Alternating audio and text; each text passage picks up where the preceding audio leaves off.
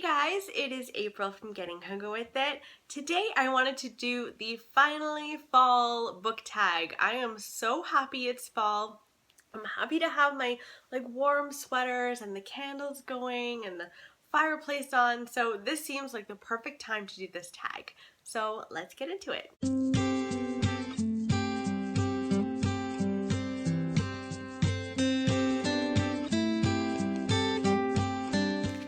I should probably apologize to you guys before we dive in. I've been filming a little bit today and holy man, I've got a cold. It's come upon me and so I'm sniffling and stuffling and I apologize for that. But I really wanted to do this tag because it just feels like fall and it's time. So this tag was originally done by Tall Tales and I'm gonna link that original video in the comments below. You know, I wasn't even tagged by anyone to do this video, but I just really wanted to do it. So here we go, the questions. Question number 1. In fall, the air is crisp and clear. Name a book with a vivid setting. I recently read The Girl Before, and I don't know if vivid is the word for this setting, which is an apartment, but the setting is 100% key to the entire book. The Girl Before is about a girl who moves into this apartment where there are very strict rules. It's an incredibly gorgeous apartment. It was designed by this very famous architect, but it came with a lot of rules. She wasn't allowed to bring in any books. She wasn't allowed to rearrange anything. She wasn't allowed to have pets or children there. She wasn't allowed to do all of these things. And she was monitored the whole time with how she used the house. So the setting was incredibly eerie to me. And the girl who moves into this house finds out that the girl before died, and she wants to find out how she died, what happened. And I enjoyed this thriller. I kind of struggled with it a little bit. It honestly had a lot of 50 Shades vibes to it that I didn't really like, and I also really hated the ending. So there is that.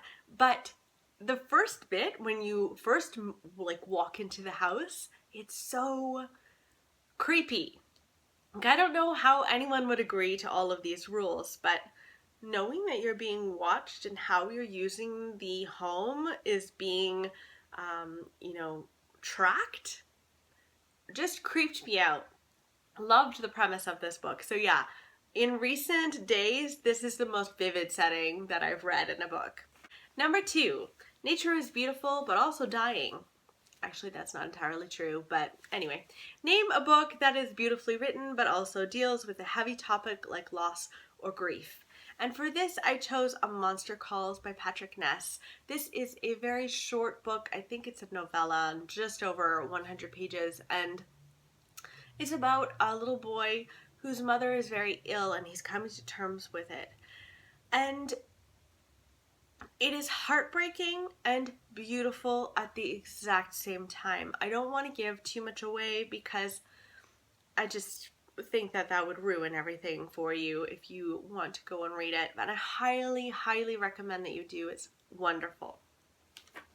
Number 3, fall is back to school season. Share a nonfiction book that taught you something new. And for this, I chose In Order to Live. This was a book that really blew me away. It's the experience that one little girl had living in North Korea and growing up in North Korea.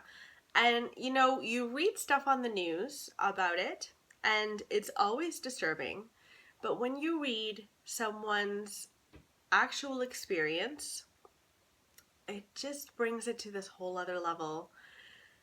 Basically, her experience was being brainwashed from a very young age. The things that they teach in school are about the rulers, the dictators of this country. They're never ever allowed to say anything bad about the North Korean government, or you are pretty much immediately going to be killed. And there's just this paranoia, and there is so much poverty in her story. And sadly, it also reveals that leaving North Korea was also incredibly difficult, and that people really took advantage of these poor refugees just trying to get out of North Korea, trying to flee. A lot of different people will take advantage of that. Some people are put into like basically the sex slave system, which is just, it really hit me hard. It's not a book that you should go into lightly. It's going to hit you hard, but it taught me so much about North Korea, and I was grateful for it. And I just have to end with what a brilliant, beautiful girl to have gone through all of that and to tell your story, because it's a hard story to tell, and she does a lot of public speaking as well on the topic, and she went through hell. So it's very brave that she's told this story. Number 4, in order to keep warm, it's good to spend some time with the people we love. Name a fictional family, household, friend group that you'd like to be a part of. And I chose the family in To Kill a Mockingbird. Atticus, I thought, was a kick-ass single dad. You don't read a lot about single fathers in books, and he just loved his kids so much, and I feel like he really instilled such amazing values in them, and he didn't pressure his little girl to be in any way girly, because she was a tomboy and she wanted to be one of the boys, and he encouraged that, actually. And I loved that about him. I loved that he stood his ground in his own beliefs, as he was a lawyer in this small town, representing a black man accused of raping a white woman. And he stood his ground against racism in a very, very racist little town, and he encouraged his children to have the same values no matter what the kids at school are saying. And it just felt like that was a family that I could get on board with and that I would have loved to be a part of. The colorful leaves are piling up on the ground. Show us a pile of fall-colored spines. Okay, so here is my little stack of fallish colored spines. We've got oranges and reds here. So first up, we've got The Kitchen House by Kathleen Grissom. I'm actually going to be reading this with the Books and Jams read-along over on Goodreads this month. Burial Rites by Hannah Kent. So good. Such a good winter read, actually. It's very stark. The Thorn Birds by Colleen McCullough, and this is set in Australia, and it's meant to be a bit of a, I don't know, like a soap opera kind of thing. I'm probably going to want to read that in the summer. And then Alice Hoffman's The Marriage of Opposites. So that's my little stack. Number 6.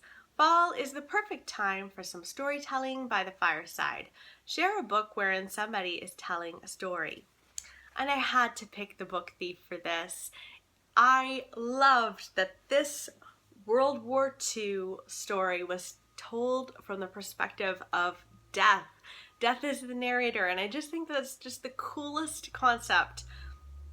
And in the story, he is telling the life of Liesel, who lives in Germany, and she is just trying to be a kid in Nazi-controlled Germany. She and her family don't fully agree with what the Nazis are doing, and so they are trying to survive and also trying to do the right thing.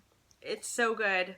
I cried so much. If you have not read The Book Thief yet, please do it from me. Do it from me. It's so good. Number 7.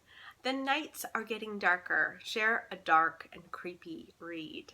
And for this, I suggest A Head full of ghosts. This is a strange story about sisters. One of them is possessed. The family doesn't know what to do. At first they think it's a scientific problem, that she's got something mentally wrong, and then later they seek the help of the church. And eventually they have so little money to deal with all of this, their child who is possessed, that they agree to be part of a reality TV show. So strange. But I really loved it. It's definitely a creepy one, so perfect for Halloween. Number 8.